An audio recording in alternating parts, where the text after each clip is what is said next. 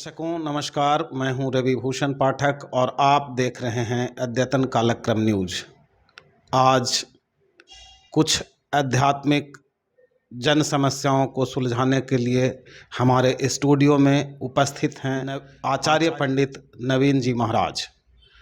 आज प्रकाश डालेंगे आश्विन पूर्णिमा कब, क्यों और कैसे मनाना चाहिए और इसका क्या नियम है, आश्विन पूर्णिमा का क्या महात्म्य है और क्षेत्रगत इसका क्या पहचान है, इसे लोग कैसे निभाते हैं और इसका नियम कैसे पालन करते हैं, इस पे चर्चा करेंगे। तो आइए आज बात करते हैं आचार्य पंडित नवीन जी महाराज से। पहले तो हम आप अद्यतन कार्यक्रम परिवार को शुभकामना देना हार्दिक बधाई देना चाहेंगे। आप लोग उत्तरोत्तर बढ़िए, जन समस्या को जितना जल्दी हो सुचारू रूप से आप समाधान करने में सक्षम हो, यही कामना करेंगे। आचार्य जी, हमारे दर्शकों का सवाल आया है कि आश्विन पूर्णिमा को कब और कैसे मनाया जाए, इसका क्या महात्म्य है, इस पर प्रकाश डालें। देखिए, महीना जो हम लोग सनातन धर्म में जो मास जो चलाते हैं, महीना जो चैत से लेकर के फाल्गुन तक, महीना दो प्रकार से मनाते हैं। एक सूर्य से, एक चंद्रमा से। चंद्रमा जो राशि बदलते हैं उसे हम संक्रांति कहेंगे, और चंद्रमा से जो मास जो हुआ चला, जो मास का अंतिम दिन हुआ, उसे हम पूर्णिमा कहेंगे। पूर्ण चंद्र जिस दिन हो उसे पूनम भी कह सकते हैं, पूर्णिमा भी कह सकते हैं। तो आश्विन पूर्णिमा जो है वो अगर विक्रम संवत के अनुसार लेके चलेंगे, चैत मास से लेकर के शुक्ल पक्ष से, तो 7वां आता है और ये शरद ऋतु का आरंभ माना जाता है। तो शरद ऋतु के आरंभ में जो पूर्णिमा हुआ उसे हम शरद पूर्णिमा कहेंगे। और शरद पूर्णिमा के दिन इसकी छटा ही कुछ और होती है, चंद्रमा की रोशनी का। तो चंद्रमा की उपासना का ये दिन होता है और चंद्रमा से ओज प्राप्त करने का दिन होता है। आचार्य जी, इसे शरद पूर्णिमा कहते हैं, तो इसका कोई न कोई प्रयोजन और महात्म्य होगा, तो हमारे दर्शकों को बताएं। शरद पूर्णिमा के महात्म्य में यह है कि उस दिन जागने का विधान है, रात भर जागना चाहिए। इसको लक्ष्मी का एक नाम है जागृति, और जागृति के दिन, पूर्णिमा के दिन जो जागते हैं तो उससे कहें कोजागरी पर्व भी से कहा जाता है, कुमुदिनी पर्व भी से कहा जाता है। जगह जगह पर अलग अलग नाम से इसे लोग जानते हैं। तो क्या इसका महत्व लक्ष्मी पूजा जैसा दिया जा सकता है, दीपावली में जो होती है? बिल्कुल। इस दिन आप महालक्ष्मी का आराधना करेंगे तो दीपावली से कम महत्व नहीं माना जाएगा। कुबेर इंद्र की पूजा का ही महत्व इस दिन आता है और जागरण का महत्व आता है। और लक्ष्मी की प्रतिमा हो या श्री यंत्र हो, उसका अभिषेक भी कर सकते हैं, पूजा भी कर सकते हैं, यथा संभव हो आप उनकी आराधना कर सकते हैं। और जागते हुए करने से इसका विशेष लाभ जो है सो प्राप्त करेंगे आप। आचार्य जी, आश्विन पूर्णिमा का कोई ऐतिहासिक महत्व भी है? इसमें पौराणिक महत्व ये आता है, आपने सुना होगा कि भगवान कृष्ण रास रचाए थे।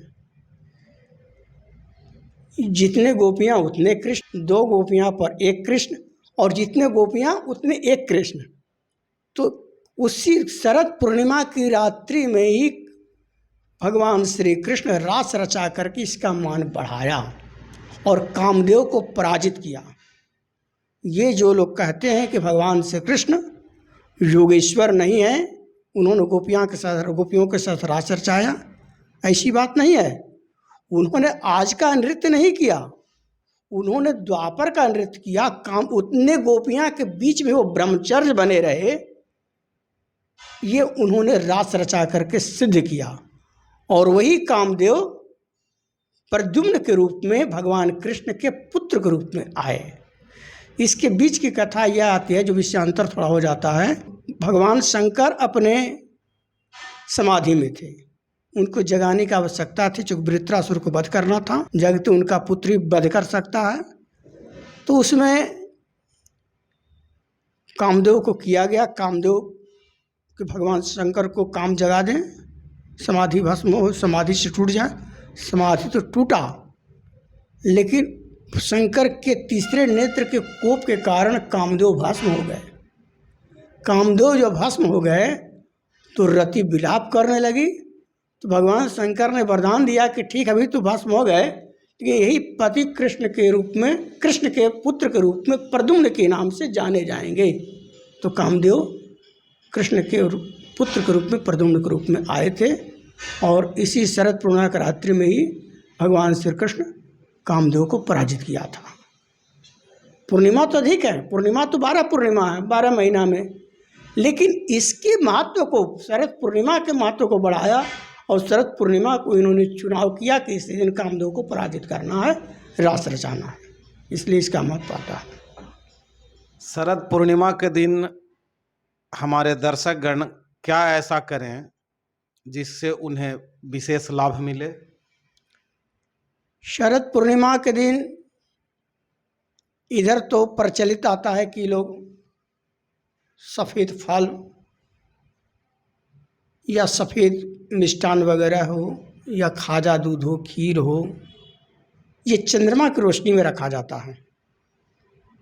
और वहाँ पर लड्डू गोपाल हो, शालिग्राम भगवान हो, तुलसी के पास उनको स्थापित करके उनके सानिध्य में रखते हैं। तो धारणा यही है और विश्वास भी यही है और प्रमाण भी यही है कि उस दिन चंद्रमा की रोशनी से अमृत टपकता है, वो अमृत उस प्रसाद में मिलता है। तो प्रसाद को ग्रहण, जब चंद्रमा की प्रकाश को लगा करके हम प्रसाद को ग्रहण करते हैं तो हमको एक विशेष प्रकार का ओज प्राप्त होता है, ओजस्वी होते हैं, तेजस्वी होते हैं, एक प्रकार की अमृत की प्राप्ति होती है उसमें रखा हुआ प्रसाद पाने से। इसका कोई विशेष नक्षत्र, विशेष समय या कोई विशेष घड़ी होता होगा? जिस दिन, जिस रात्रि में पूर्णिमा की पूर्ण चंद्र हो, उस दिन इसका महत्व आता है। तो इसमें ऐसा है कि जिस दिन पूर्ण चंद्र रहता है उस दिन व्रत की पूर्णिमा मानते हैं, और जिस दिन उदयकालिक चंद्रमा होते हैं,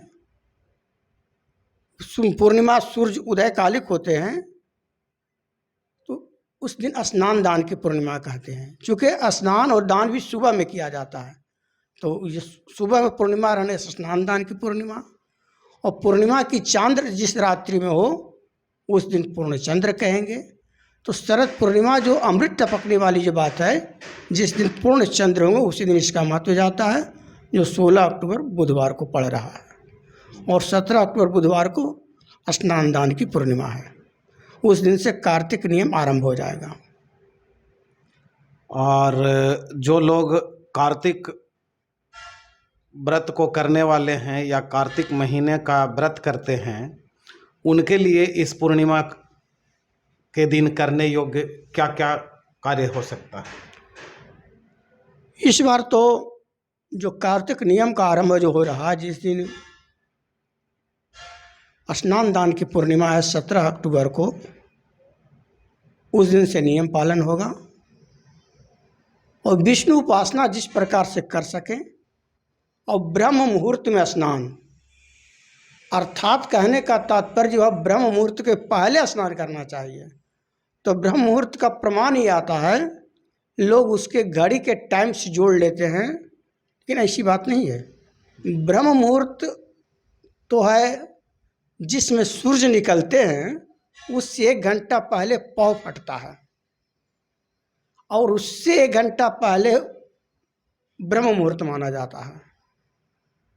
उसके पहले स्नान करना चाहिए, प्रातःकालीन स्नान। आचार्य जी, हमारे कुछ दर्शकों का सवाल है कि जो व्यक्ति न व्रत करने में सक्षम हैं और न दान पुण्य करने में सक्षम हैं, तो वो इस व्रत का कैसे लाभ ले सकते हैं? पहले तो हम इस पर कहना चाहेंगे कि सक्षम शब्द अलग है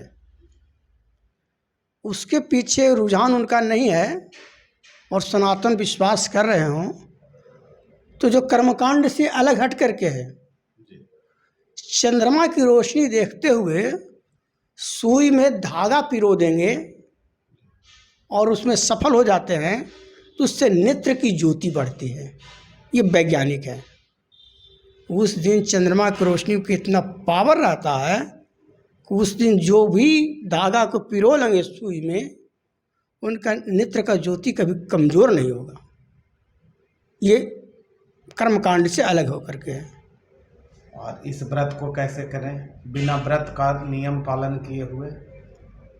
कुछ भी नहीं कर सकें तो ब्रह्म मुहूर्त में स्नान कर लें, विष्णु का नामोच्चारण कर लें, एक गुरु के सानिध्य में रह करके कार्य को करें, उनका सफल रहेगा। तो दर्शकों, आज हम बात कर रहे थे आचार्य पंडित नवीन जी महाराज से, और बहुत जल्द अगले वीडियो में हम इनके साथ नज़र आएंगे, जिसमें कार्तिक महात्म्य पर चर्चा करेंगे। कार्तिक मास का जो व्रत है वो क्यों किया जाता है, उसका करने से क्या फल मिलता है, क्या चतुर्मास का जो फल है वो इसमें एक ही महीने में कैसे किया जाए, ये सारी विषयों पर प्रकाश डालेंगे। आपके मन में यदि कोई विचार हो तो कमेंट बॉक्स में अवश्य लिखें और आचार्य जी से उसका उत्तर प्राप्त कर सकते हैं। आचार्य जी, आप दर्शकों को कोई संदेश जिससे वो आध्यात्मिक मजबूती प्रदान हो? देखिए, गीता में भगवान कहते हैं, स्वधर्मो निधनो श्रेयः पर धर्मो भयावह। कहने का तात्पर्य, जब प्रभु मालिक ने जिस धर्म में हमको जन्म दिया है, उस धर्म के नियम को पालन करते हुए उसमें मरण भी है तो उत्तम है। इसलिए जो हमारे सनातन धर्म के नियम हैं उसे अक्षरशः पालन करना चाहिए। आज लोग शिखा, सूत्र, तिलक या रक्षा सूत्र का लोग त्याग कर रहे हैं। इसको त्याग नहीं करते, इसको जागरूक होना चाहिए और उसके महत्व को समझना चाहिए। सनातन कोई धर्म नहीं है, सनातन कोई विशेष भाग नहीं है, सनातन आपका एक स्तंभ है, सनातन एक मूल है, विश्व का चराचर जगत का एक मूल है, और उसी मूल से हम सारे चीज़ प्राप्त करेंगे। इसमें कहीं कोई दो राय नहीं है। जो हमारे ऋषि महर्षि कह गए हैं, जो हमारे गुरु आचार्य कह गए हैं, उनके कथनानुसार चलना हमारा धर्म बनता है। और सनातन धर्म में लोग पूजा पाठ कर्मकांड से जोड़ लेते हैं, यही धर्म है। वो तो एक कहने के लिए धर्म धारण किया जाता है, लेकिन उस धर्म में भी आप जहाँ रह रहे हैं, जिस परिवार में बिलोंग करना है, उनके प्रति क्या क्या आपका धर्म बनता है, इस पर मनुष्य को आगे बढ़ना चाहिए, अपने कर्तव्य का पालन करना चाहिए, जिससे हमारा विश्व जो है सो सुदृढ़ हो, संस्कारवान हो। इस पर ध्यान देना चाहिए। अब लेते हैं आपसे विदा। वीडियो अच्छा लगे तो कमेंट कर ज़रूर बताएं और लाइक करें। अपने दोस्तों को, अपने शुभचिंतकों को शेयर करना न भूलें। सब्सक्राइब अवश्य कर लें ताकि हमारा वीडियो सबसे पहले आप तक पहुंच सके।